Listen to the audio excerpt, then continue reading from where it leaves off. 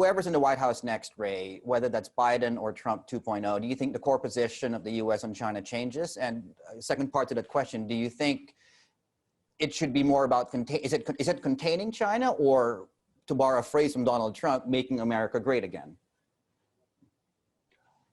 I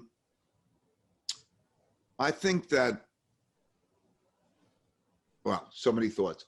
I think that there's a rising power dealing with a power that is having problems.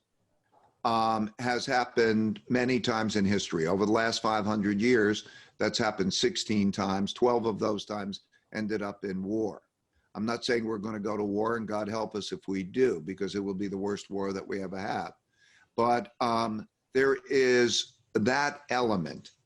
And then when an empire has extended itself, like, for example, the United States is in the Pacific, as it is in that region as a result of World War II, then there are territorial issues such as that which exists with Taiwan, and so on. And each can view the other as a threat or a cooperation.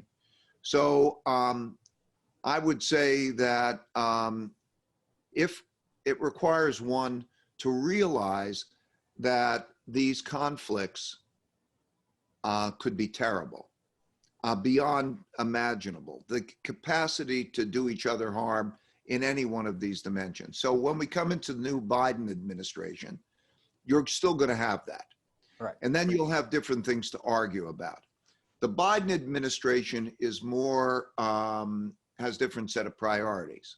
For example, the human rights issue is a big priority for the Democrats.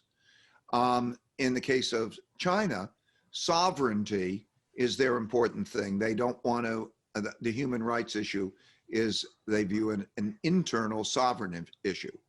So I think the big picture is you're going to have the same setting. You're going to have the same issues. Now, will you have a more reasonable approach? I can't say. But I think the same fundamentals of the rising power challenging the existing power in the ways that we've just described, and issues will remain.